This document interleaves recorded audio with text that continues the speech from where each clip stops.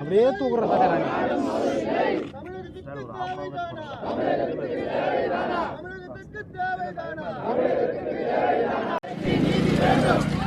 எங்கப்பா அந்த தின்னாதீங்க.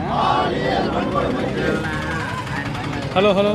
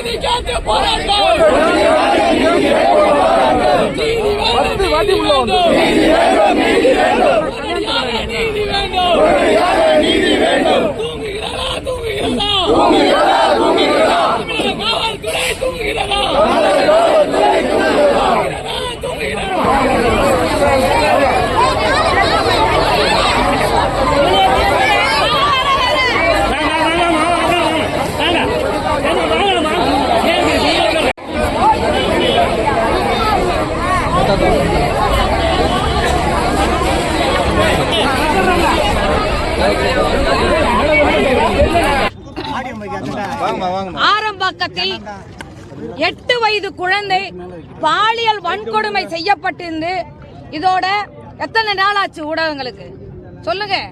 நீங்க தான் தினமும் வந்துகிட்டு இருக்கிறீங்க. எத்தனை நாள் ஆகிவிட்டது? 12 நாட்களுக்கு மேலாகிவிட்டது. காவல்துறை இப்போதான் விளம்பரம் வெளியிடுறாங்க, பிடிச்சு கொடுங்க அப்படின்னு. அப்புறம் எதுக்கு இவங்க காவல் நிலையம் வச்சிட்டு இருக்காங்க? மூடிட்டு போக சொல்லுங்க. அதையும் டாஸ்மாக் கடையா மாத்திர சொல்லுங்க. அதையும் டாஸ்மாக் கடையா மாத்திருங்க. அதுதானே எங்களுக்கு பிரச்சனை. ஒரே போதை. இது எதுல பொண்ணும் தெரியல, அப்ப யாரும் கிழவின்னு தெரியல, எந்த விதத்துல எதை அனுபவிக்கணும் தெரியாம இன்னைக்கு ரொம்ப மோசமான நிலைமையில தமிழகத்தை கொண்டு வந்து வெற்றிருக்கிறதுக்கு தமிழக அரசு முழு முதற் காரணம். இப்ப இந்த ஆர்ப்பாட்டத்துல நீங்க பாத்துட்டு இருக்கிறீங்க, ஒட்டுமொத்த ஜனமும் கொதிச்சு வந்து நிக்குது. இது பாமக நடத்தல, புரட்சி பாரதம் நடத்தல. ஆனா எல்லாருக்கும் இன்னும் கைது செய்யலையும் கோபம் இருக்கு. ஏன் இன்னும் கைது செய்யல? எப்ப போனாலும் இன்னும் 2 நாள், இன்னும் 2 நாள். என்ன மருந்து சீட்டு எழுதி கொடுக்குறாங்க, 3 நாள் சாப்பிடுங்க, 3 நாள் சாப்பிடுங்கன்னு எழுதி சொல்லிக்கிட்டே இருக்கிறாங்க. வெளியே டேபிள் போட்டுருக்காங்க. யார் வந்தாலும் விளக்கமா பேசுறாங்க. இங்க ஒரு புள்ளிங்க, இங்க ஒரு புள்ளிங்க. இதுக்கு இடையில புள்ளி தெரியாதனால கைதியை பிடிக்க முடியலங்க. இதை சொல்றதுக்கு எதுக்கு அவங்க உட்கார்ந்து இருக்கிறாங்க? இதை நாம தாங்க சொல்லலாம். நீங்க அவங்க எங்க இருக்கிறாங்கன்னு அட்ரஸோ ஏதோ இருந்தா தெரிஞ்சு நாங்க பிடிச்சிருவோங்க. அது தெரிஞ்சா உங்ககிட்ட ஏங்க வந்து கேக்குறோம்?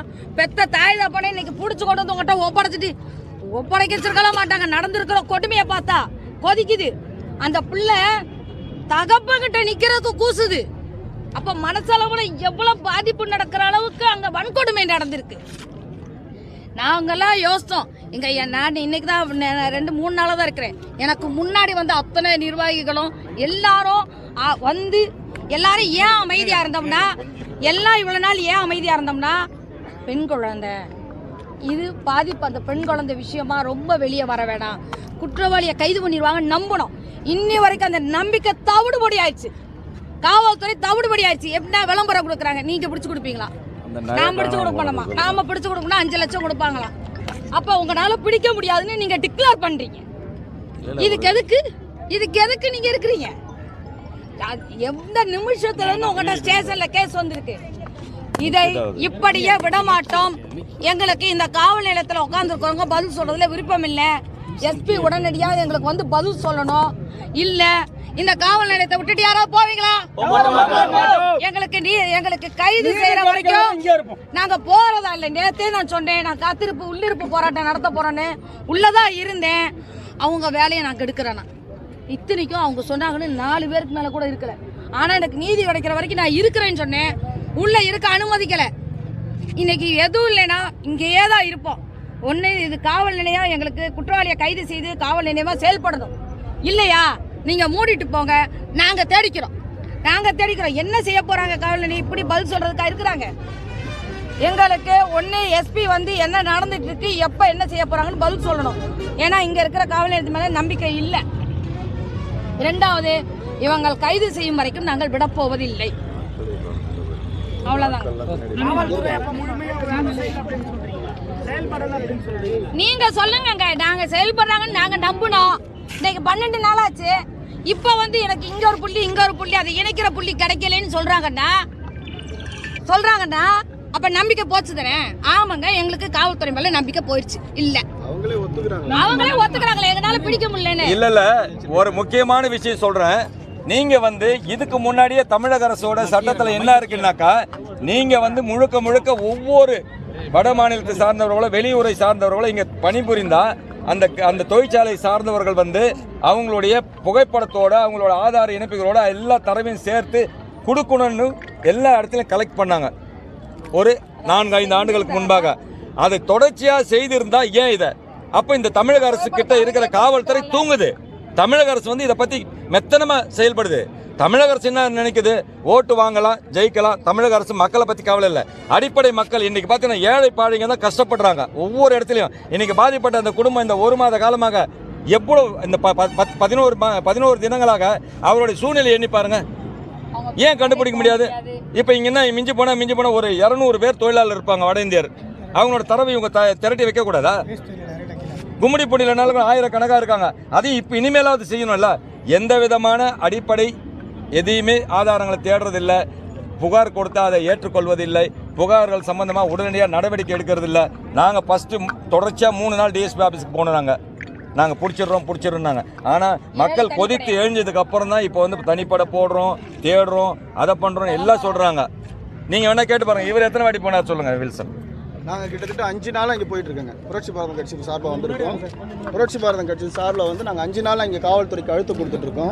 இந்த காவல்துறையில் ஆரம்பாக்கம் காவல் நிலையத்தில் இருக்கக்கூடிய காவல்துறை அதிகாரிகளுக்கு இந்த தகவலை பற்றி எந்த ஒரு தகவலும் தெரியல. இதுதான் இங்கே அவமானமான ஒரு விஷயம். நாங்கள் வந்து 8 தனிப்படை போட்டிருக்காங்க எஸ்பி தலைமையில். அவங்கள சொல்கிறது தான் நாங்கள் செய்ய முடியும். நாங்கள் அப்போ எதுக்கு இங்கே இருக்கிறது? லோக்கல் போலீஸ் ஸ்டேஷன் எதுக்குங்க? லோக்கல் போலீஸ் ஸ்டேஷன் லோக்கல் பாடிக்கு வந்து பாதுகாப்பு கொடுக்க வேண்டிய கடமை இருக்குது. நான் ஒரு விஷயத்தை இந்த நேரத்தில் பதிவு பண்ணுறேன். 1.5 வருஷத்துக்கு முன்னாடி அம்பத்தூரில் சேர்ந்து இந்த வட இந்தியர்கள்லாம் குடிச்சிட்டு போலீஸ் அடித்தாங்கல்ல. 2 நாளில் டேட்டா ரெடி பண்ணிங்களே. முன்னெச்சரிக்கை நடவடிக்கை நீ அம்பத்தூரில் ரெடி பண்ண மாதிரி மாவட்டம் ஃபுல்லாக இதே மாவட்டத்தில் நடந்த பிரச்சனை தான் இது. இதே மாவட்டத்தில் நடந்த பிரச்சனையை அதே தரவுகளை இங்கே ரெடி பண்ணியிருந்தா இப்போ இந்த பிரச்சனை வந்திருக்குமா? காவல்துறைக்குன்னா ஒரு நீதி, பொதுமக்களுக்குன்னா ஒரு நீதி, அங்கே அடித்தட்டு மக்களுக்குன்னா ஒரு நீதி, பணம் இல்லாதவனுக்கு ஒரு நீதி. இந்த மாதிரியான அநீதிகள் தான் இந்த ஆட்சி நடந்துட்டு இருக்குது. இந்த ஆட்சி வந்து சும்மா ஏதாவது பேசணும்னு சொல்லி பேசினா என்ன பண்ணுவாங்க? இந்த அரசியல் கட்சி இப்போ நடத்தக்கூடிய அரசாங்கத்தை நடத்தக்கூடிய என்ன சொல்லுவாங்க? சமூக நீதின்னு சொல்லுவாங்க. சமூக நீதிக்கான அடையாளம் இல்லாத ஒரே ஒரு நாடு தமிழ்நாடு மட்டும்தான். ஆனால் வாயளவில் விளம்பர சமூக நீதியை பேசிக் கொண்டிருக்கிறவர்கள் மத்தியில் தான் இங்கே நம்ம இருக்கிறோம். இல்லாட்டி இந்த குழந்தைக்கு ஏற்பட்ட ஒரு அநீதிக்கு எப்போ நமக்கு ஒரு தீர்வு கிடைச்சிருக்கும்? எங்கேயாவது இந்த மாதிரி ஒரு குடும்பம் நடந்திருக்குமா? அப்படி நடந்திருந்தால் உடனடியாக தகவல் கொடுத்து அந்த காவல் நிலையம் வந்து ஒரு நடவடிக்கை எடுத்திருந்தாங்க இவ்வளோ பெரிய ஆர்ப்பாட்டமும் மக்கள் கொந்தளிப்பு தேவையில்லை. இங்கே இருக்கக்கூடிய பாட்டாளி மக்கள் தோழர்கள், வியாபாரி தோழர்கள், அந்த கிராமத்தை சார்ந்தவர்கள், வணிகர்கள், அதுக்கப்புறம் புரட்சி பாரதம் கட்சி சார்ந்தவர்கள் எல்லாமே ஒன்றிணைந்து இந்த இடத்துல வந்து சமூகத்துக்கு ஒரு குரல் கொடுக்கணும். சமூக நீதி காக்கக்கூடிய இங்கே ஆட்சி நடத்தக்கூடிய எம்எல்ஏ என்ன ஆனாரு? எத்தனை வாட்டி வந்து இங்கே கேட்டாரு? அதுக்கான நடவடிக்கை என்ன எடுத்தாரு? அப்போ எதுக்கு மக்கள் அவரை தேர்ந்தெடுக்கிறாங்க? ஆட்சியர் இங்கே வந்தாரா? அந்த குடும்பத்தை பார்த்தாரா? எதுவுமே இல்லையே. அப்புறம் எதை நம்பி நாங்கள் நம்ப முடியும்? எதுவும் இந்த இழப்பீடு பத்தி வரலையே. இழப்பீடு மட்டும் இல்ல, கவுன்சிலிங் பண்ணவே இல்ல, பொய்யா தகவல் சொல்றாங்க. அந்த குழந்தைய மருத்துவமனையில சேர்த்தாங்க கண்டி, அந்த மருத்துவமனையில முறையான கவுன்சிலிங், ராத்திரில தூங்க முடியல அந்த குழந்தை. இந்த அம்மா எங்களுடைய பொருளாளர் ஒரு பெண்ணு, அவங்க போய் அவங்கள சந்திச்சு அந்த குழந்தைய பேசும்போது இன்னை வரைக்கும் அதுக்கு வந்து உண்டான நடவடிக்கை எடுக்கல. கவுன்சிலிங் பண்ணணுமா வேணாம்? நீங்க காவல்துறை மேல எங்களுக்கு நம்பிக்கை போனதற்கு இன்னொரு காரணம் இருக்கு. 400 போட்டோ கொண்டு போய் அந்த குழந்தைகிட்ட காமிக்கிறாங்க. ஆல்ரெடி அந்த பொண்ணு பாதிக்கப்பட்டு அபியூஸ் பண்ணி மனநிலைமையில் வந்து ரொம்ப பாதிக்கப்பட்டிருக்கிற பொண்ணு. 400 போட்டோ கொண்டு போய் காமிக்கிற, அதுல 4 பேரை நீ வந்தான்னு சொல்ல வைக்கிற. அப்ப இந்த திசை திருப்புறதுக்கான வேலையை காவல்துறை செய்துன்றது எங்களுக்கு திட்டவட்டமான சந்தேகம். அதை நோக்கி தான் எங்களுடைய போராட்டமும் இருக்குது.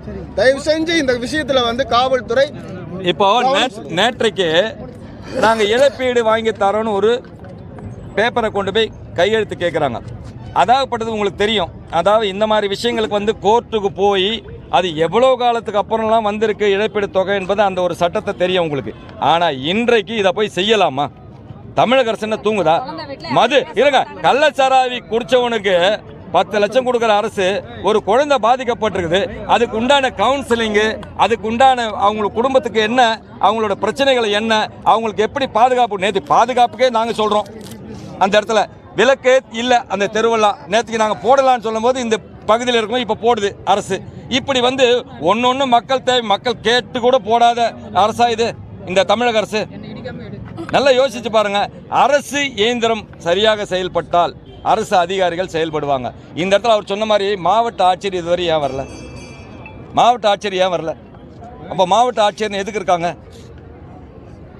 ஒன்றுமே இல்லை, இங்கே யாருமே எதுவுமே இல்லை. மக்கள், அதாவது ஏழை, இதே வந்து பொதுமக்கள் வந்து திரண்டு வரலன்னா அந்த குழந்தைக்கான நீதி வந்து கடைசி வரையும் கிடைக்காம போயிருக்கும். இனிமேலும் கிடைக்குமான்னு தெரியல எங்களுக்கு. நாங்கள் போராடிக்கிட்டே தான் இருக்கணும். நேற்றைக்கு அந்த காவல் நிலையத்து முற்றுகையில் காலையிலேருந்து இருக்காங்க. ஒரு பெண், அந்த அம்மா எங்களுடைய பொருளாளர், அந்த அம்மா பெண் அங்கே நிற்கிறாங்க. கூட ஒரு 5 பேர், யாரையுமே உள்ள அலோவ் பண்ணல. அந்த அம்மா மட்டுமே நிற்கிறாங்க. அந்த அம்மா வெளியில் போன்ற நோக்கத்தோடு இருக்காங்களா கண்டி? என்னம்மா நீங்கள் என்னம்மா பிரச்சனை அப்படின்ற விஷயமே, நீங்கள் வெளியில் போங்க என் வேலை நிற்குது, நீங்கள் வெளியில் போங்க என் வேலை நிற்குது, இல்லைனா நாங்கள் குண்டு கடை தூக்கி வெளியில் போட்டுருவோம், இல்லைனா வண்டியில் ஏற்றிடுவோம். இது மாதிரிலாம் பேசுறது